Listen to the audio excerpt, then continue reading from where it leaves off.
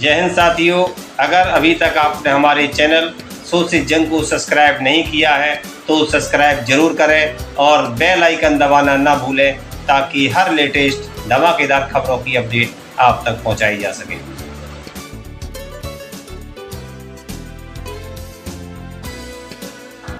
देश में जब भी बदलाव आता है वो बिहार में तूफान शुरू होता है। यहां से तूफान बाकी प्रदेशों में जाता है। ये बिहार जो है देश की राजनीति का नर्व सेंटर है, यहां से ही शुरुआत होती है। आज देश में विचारधारा की लड़ाई है। एक तरफ नफरत, हिंसा, अहंकार और दूसरी तरफ मोहब्बत, भाईचारा और एक दूसरे की इज्जत। जैसे मैंने यात्रा में कहा, अगर आप गठबंधन को समझना चाहते हो, एक लाइन में समझा जा सकता है, नफरत के बाजार में मोहब्बत की दुकान खोलते हैं हम।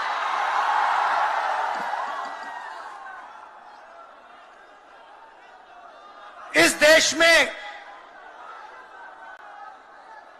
नफरत क्यों फैल रही है? यह नफरत का देश नहीं है, आप सब जानते हो।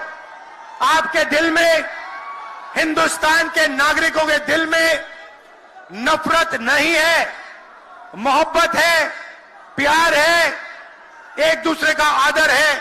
तो सवाल उठता है कि इस देश में नफरत क्यों फैल रही है? भाई और बहनों, नफरत का सबसे बड़ा कारण देश में अन्याय है। अन्याय, युवाओं के खिलाफ अन्याय, आप सबके खिलाफ अन्याय, किसानों के खिलाफ अन्याय, सामाजिक अन्याय, आर्थिक अन्याय।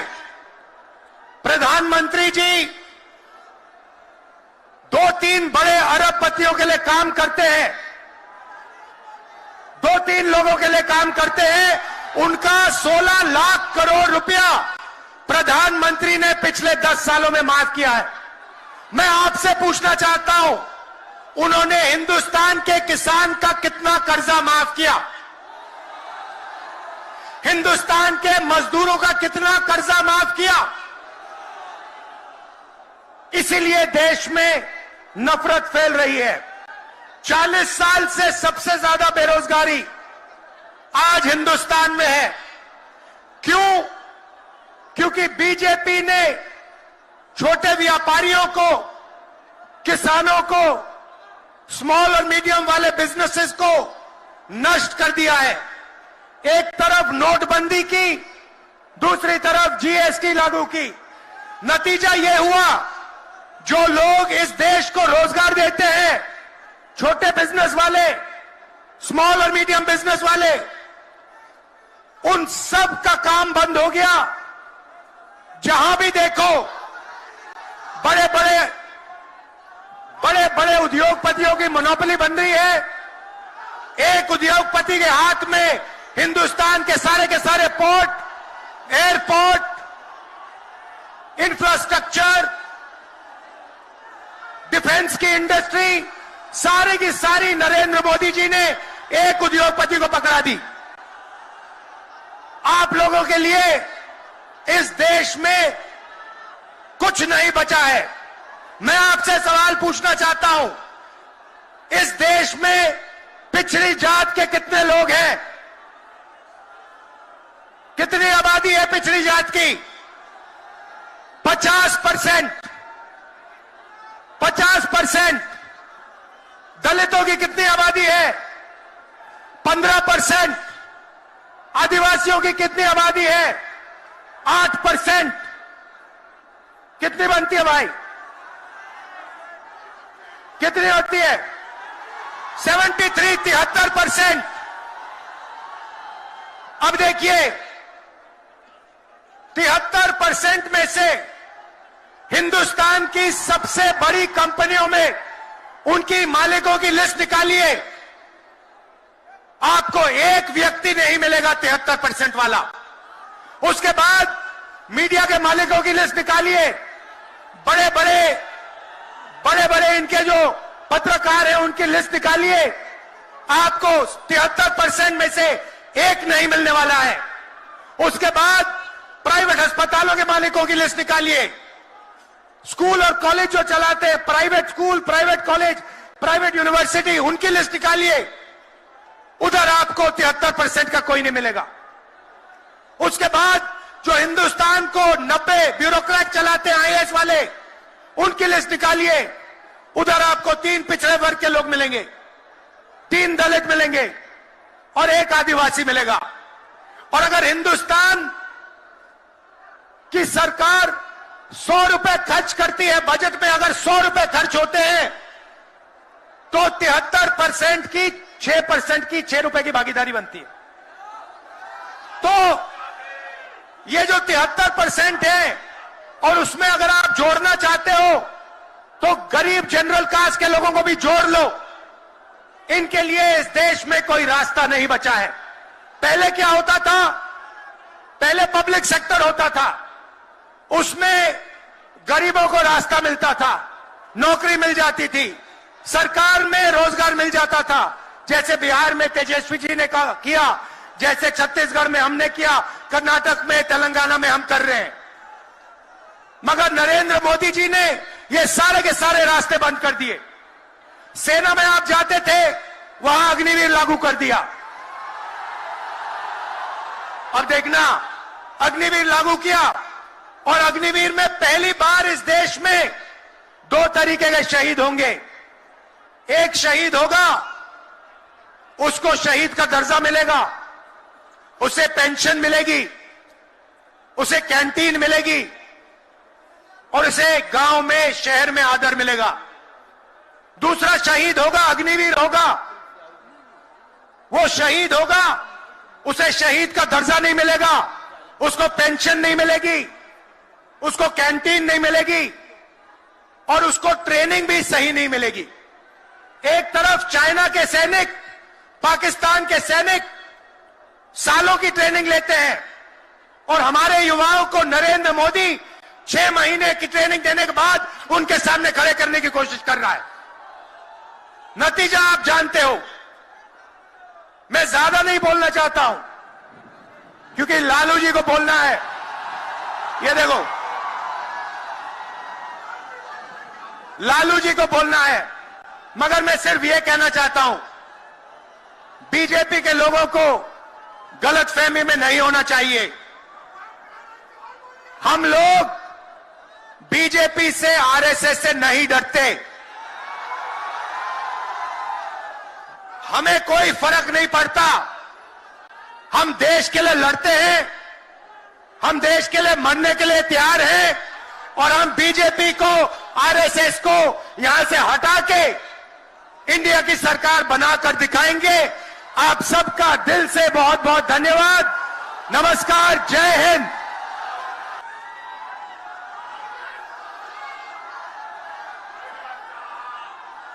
आज के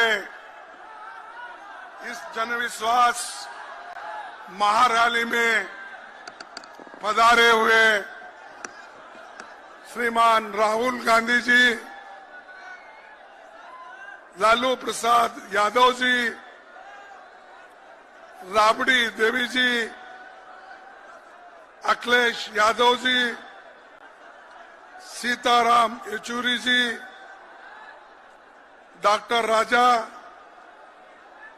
दीपांकर भट्टाचार्य जी, केसी वेणुगोपाल जी, जगदानंद सिंह जी, शकील अहमद खान जी, मदन मोहन झा जी, तारिक अनवर साहब और कन्हैया जी। अभी आपने सभी का भाषण सुना। और तेजस्वी यादव जी, ये जो एक जनविश्वास महारैली यहां पर बुलाई है, मैं उनको धन्यवाद देता हूं कि इतनी बड़ी रैली आज हम इस गांधी मैदान में देख रहे हैं। ये बिहार में जनविश्वास यात्रा जो आयोजन तेजस्वी जी ने किया, उसके लिए तो मैं बधाई देता हूं। और बिहार से राहुल जी के नेतृत्व में निकली भारत जोड़ो न्याय यात्रा को आप लोगों ने भारी समर्थन दिया, इसके लिए भी आप सबका मैं धन्यवाद करता हूं। भाइयों, मैं सबसे पहले ये कहना चाहता हूं, आज देश को बर्बाद करने में मोदी जी लगे हैं। और मोदी जी हमेशा ये कहते हैं कि मेरी गारंटी, अब वो बीजेपी गारंटी नहीं बोलते या उनके सरकार की गारंटी नहीं कहते, वो हमेशा ये कहते हैं कि मोदी जी की गारंटी। मैं बताता हूं मोदी जी की गारंटी क्या है। मोदी जी की गारंटी ये है, उन्होंने 2014 में ये कहा था कि 2 करोड़ नौकरियां हर साल युवाओं को दूंगा। क्या उसने दिया? क्या उसने 2 करोड़ नौकरी दी? अरे एक प्रधानमंत्री कैसा झूठ बोलता है? आप झूठ बोल रहे हैं, मोदी झूठ बोलता है? नहीं, ठीक है। फिर उसने ये कहा कि बाहर से काला धन लाकर हर एक को 15-15 लाख उसके जॉब में डालूंगा बोला। आपको 15 लाख मिले? नहीं मिले। फिर मोदी झूठ है क्या आप झूठ है? मोदी झूठ है। फिर 2022 तक सभी लोगों के लिए पक्के मकान मैं बनाऊंगा कहा। क्या पक्के मकान सबके बने? नहीं बने। तो मोदी झूठ है क्या लोग झूठ है? मोदी झूठ है। किसानों की आमदनी 2 गुनी करने का उन्होंने वायदा किया था। क्या उसने हर एक को मकान दिया? पक्का मकान दिया? नहीं। तो वो झूठ है।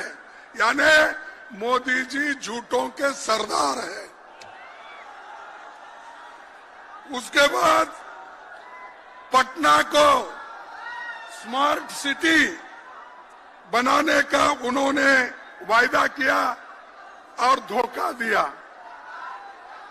और 10 सालों में मोदी जी घूम घूम कर इस योजनाओं का उन्होंने प्रचार किया, लेकिन आज किसी को भी वो फायदे नहीं मिले। फिर भी वो कहते हैं कि बेरोजगारी निकालूंगा। अरे उस इतने कीमतें ऊपर गए हैं, फिर भी मोदी ये कहते हैं कि मैं सारे लोगों को सुखी और समृद्धि करूंगा।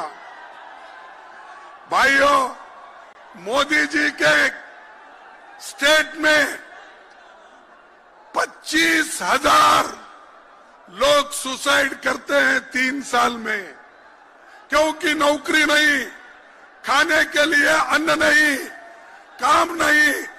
आज मोदी के स्टेट में 25,000 लोग 3 साल में मर चुके हैं, सुसाइड कर लिए। 500 स्टूडेंट सुसाइड कर लिए हैं। फिर भी मोदी कहते हैं ये मोदी की गारंटी। तुम्हारी गारंटी क्या है? सबको मालूम है, सबको धोखा देना यही गारंटी है आपकी। भाइयों, मैं दूसरी बात ये कहूंगा, उन्होंने नौकरी का वायदा किया था, उन्होंने तो नहीं दिया। लेकिन तेजस्वी ने जो वायदा किया था वो उसने करके दिखाया। और आप लोगों को 3 लाख नौकरियां उन्होंने दी। तो ये समझिए, इंडिया गठबंधन वाले जो कहते हैं वो करते हैं, उसका उदाहरण यही है। तीसरी बात, आज इंडिया गठबंधन बीजेपी का मुकाबला कर रही, मोदी का मुकाबला कर रही। जब तक आप मोदी को नहीं हटाएंगे, इस देश में सुख और समृद्धि नहीं रहेंगी, लोकतंत्र नहीं बचेगा, संविधान नहीं बचेगा। संविधान बचना है, लोकतंत्र बचना है, तो आप सभी लोग मोदी को हटाना चाहिए, बीजेपी को हटाना चाहिए, क्योंकि ये हर युवाओं का, हर आदमी का ये इच्छा है। इसलिए भाइयों, पहला काम हमारे नौजवान साथियों से मैं अपील करता हूं, ये आपका काम है, देश का संविधान बचाना, लोकतंत्र को बचाना, ये आपका काम है। और एक बात मैं कहता हूं, आज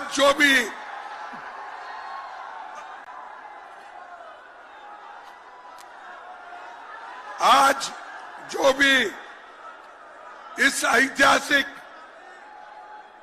पटना में जो वायदे हो रहे हैं, सब लोग मिलके यहाँ पर आए हैं, तो वो आज मजबूती से काम करना चाहते हैं।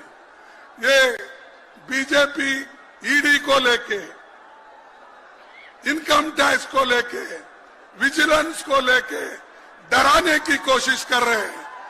ये डराने का, धमकाने का काम बीजेपी करेगी, मोदी करेगा, लेकिन हम लोग डरने वाले नहीं, झुकने वाले नहीं। हम कट जाएंगे लेकिन झुकने वाले नहीं।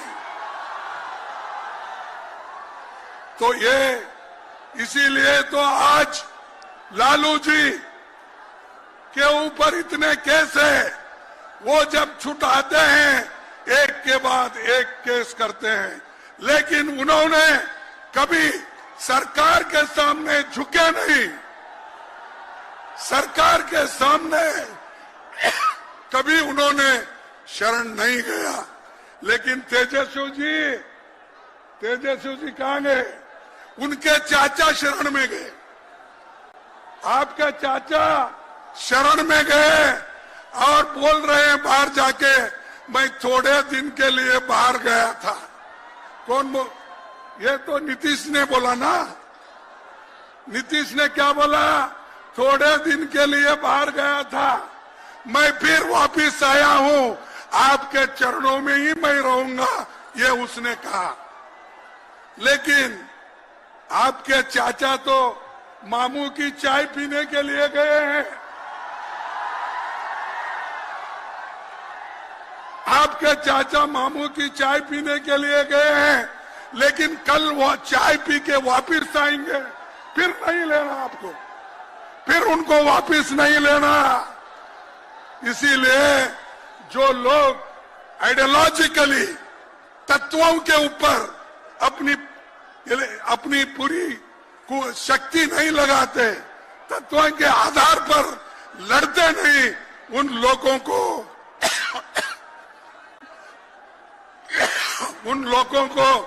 आप कभी लेना नहीं। और फिर हम मिलके करना है। जरूर 2024 में हम सभी मिलके ज्यादा से ज्यादा सीट लाएंगे और बीजेपी को हराएंगे, यही मैं बात करता हूं। आखिरी एक शेर कह के मैं अपने भाषण को समाप्त करता हूं।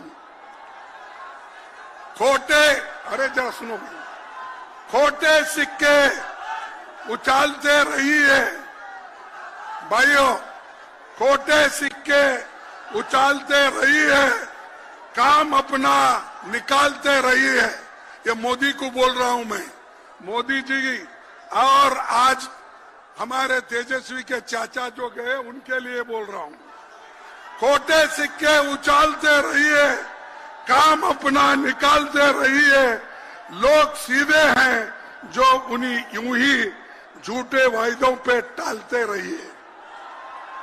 लोग सीधे हैं जो उन्हें यूं ही झूठे वायदों पे टालते रहिए।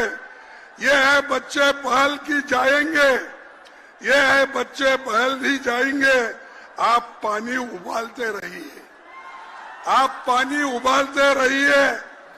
माल जैसा मिले मेरे राइबर, माल जैसा मिले मेरे राइबर, अपनी झोली में डालते रहिए। ये मोदी का है, वो अपने झोली में डाल रहा है। अब चाचा भी गए तो उनकी झोली भरने के लिए गए हैं। हमको लड़ना है, लड़ते लड़ते जब लड़ेंगे नहीं, जीत हासिल नहीं करेंगे। इसलिए मैं आप सभी से यही अपील करूंगा, आप मजबूती से लड़ो, हम आपके साथ हैं। पूरे हमारी यंग टीम जितने भी यहाँ बैठी है, अखिलेश हो, तेजस्वी जी हो, राहुल गांधी जी हो और पूरे पार्टी के लोग यहाँ बैठे हैं। मजबूती के साथ लड़के आपके हकूक हम दिला के रहेंगे। यही मैं बात करके अपनी बात को समाप्त करता हूँ। जय हिंद। अरे जोर से बोलो, इतने नौजवान लोग हैं, मेरा जैसा आदमी बोल रहा है। जय हिंद, जय हिंद। धन्यवाद सबको।